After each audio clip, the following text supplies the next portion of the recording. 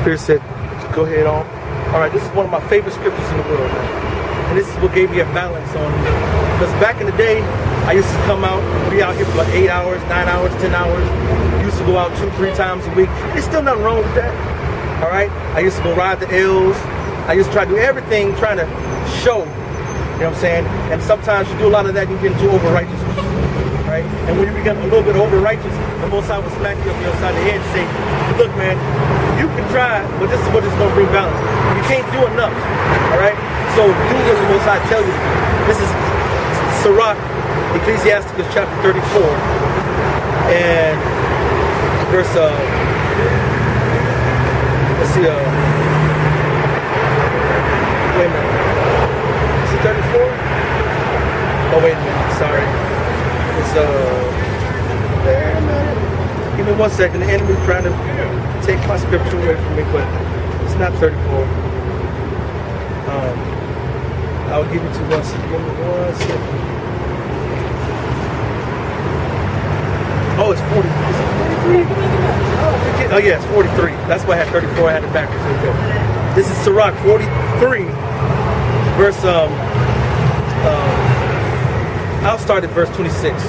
By him the end of them have prosperous success, and by his word all things consist. So anybody who's doing the work for him, in the end will have prosperous success. So true prosperity teaching is actually follow the law, statutes, commandments, endure the Most High to the end. That's how you're going to get prosperous success. We may speak much and yet come short. So you can talk all you want, but you still won't. I have not begun to hit the tip or the pinnacle of what it is to serve the Most High, or break down anything of the Most High, or get to another level in the Most High. I'm still going to always come short. So I'm cool with that, because I already know I'm just going to do my best. Wherefore in some, he is all. And then in Hebrew, Yahweh call. You know what I'm saying? Yahweh is call, which means all in Hebrew. How shall we be able to magnify him? So if he is all, how can I magnify the Most High and do justice? I can't. For he is great above all his works. The Lord is terrible and very great, and marvelous is his power. So, verse 30, this is my favorite one. When ye glorify the Lord, exalt him as much as you can, for even yet will he far exceed. And when ye exalt him, put forth all your strength. That's why I'm sweating bullets. That's why I'm hyper. That's why I'm all in it, all right? And when you exalt him, put forth all your strength, and be not weary. That's why sometimes it might get, you know, when you, like you said, we might be in debate, it might get tired, like, man, you know, in my younger faith days, I might have said, look, man, I ain't dealing with you, man. You a reprobate, you scoffing, man. Fuck you. I would have just cussed you out. But in my growing, and I'm fighting to grow, then I'll be like, you know what, I'm going to deal. Because you ask a question, you ask a question, we're going to deal. All right? Regardless if I like what you say or not. All right? And be not weary, for ye can never go far enough. So I can exalt him as much as I can, but I'm never going to be enough, or do enough, or go far enough. I can come out here every day and do a video every day, 6, 7, 8 hours. That's not going to make me get into the kingdom. I can sit up there and read 20 chapters a day. That's not going to get me in the kingdom. I can sit over there and do, you know, feed to the poor, go and travel all over the world saying, Yahweh Bahasham, Yahweh Shah. That's not going to get me into the kingdom. What's going to get me into the kingdom, first of all, if he chose me to get in this. Second of all, if I do everything he said in this word, if I do everything he said in this word, he said, if you love me, keep my commandments. If you follow after me, if you believe in me, and you hope and endure to the end, he said, then you make it. So if he said, if I do all these things, I'm going to make it, well, I'm going to do all the things he said to do, and I'm going to hope that I make it. And I'm not going to go about trying to do too much, because I can't do enough. I'm going to stay in I'm going to fight. I'm sorry to say that. I'm going to fight to stay in the perfect balance of the Most High, which means hoping. That's matter of fact, and that's this one right here will back that up. This is Romans, the 8th chapter. To my knowledge, it's Romans, the 8th chapter. Because he said this is what we're subjected to. We had no other choice but to be subjected to hope. So, according to the Most High, this was our job. This is Romans 8:19. For the earnest expectation of the creature waiteth for the manifestation of the sons of God. So all the creatures are waiting for the Most High to manifest who the sons of God are. His chosen children. All right? nature was made subject to vanity. He said he made us subject to vanity, going off, making mistakes. He didn't make us perfect where we cannot make mistakes. He made us where we are subject to make mistakes. Not willingly, but by reason of him who hath subjected the same in hope. So, like in the Apocrypha, it says, we have water and fire set before you. Reach your hand with this whoever you wilt. You want to go put your hand in the fire? How many times Mama said, don't touch that fire, boy? And it's 3rd-degree burn. You know what I'm saying? The person wants to, I ain't fighting, I'm good. I'm straight. You know what I'm saying? It's all in the Most High's plan. If you want to fulfill the Most High's will, guess what you do? Follow his plan. And if you do that to the end, then you'll be saved. Okay. I'm gonna answer this like this.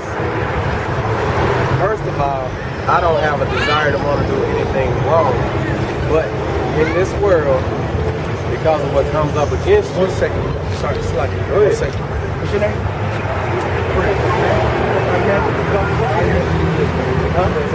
Oh, no, not too much. I use it. That's how I use it. Like this, you know what I'm saying? And that's it, you know what I'm saying? We do this right here. But hit me up, man. I will, man. I will. Knowing you, how about you? I'm trying to rock and roll. And I look forward to talking. You're correct, right? You're right.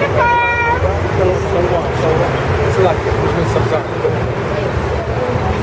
Okay. Man, so this is like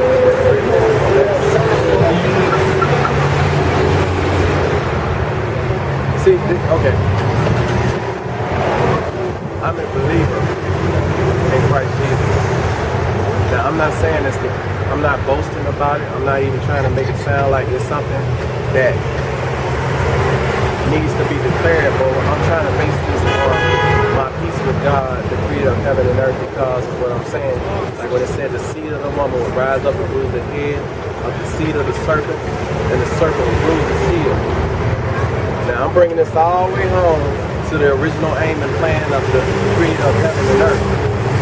For me to be at peace with God, I have to know the absolute truth, irrefutable, that I know that he got my back based on what I believe in, what has been said, and what he said that is my promise for me to declare that I can say it and bag it up with the truth and know that I have assurance and peace with the Creator.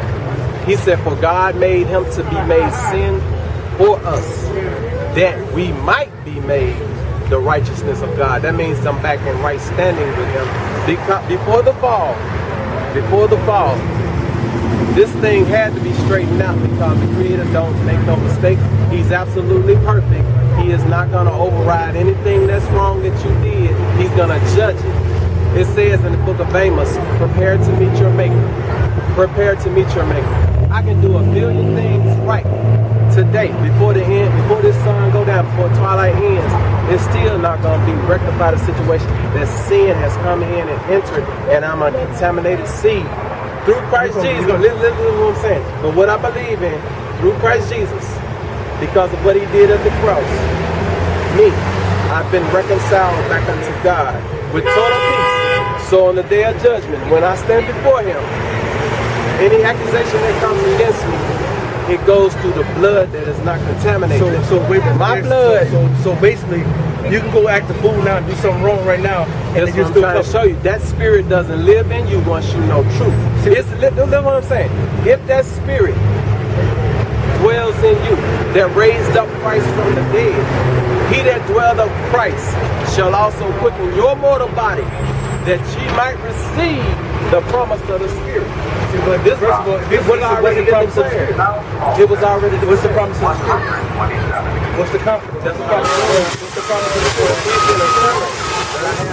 The knowledge of the Spirit is knowledge, wisdom, and understanding. How can I trust in a man? How can I trust in me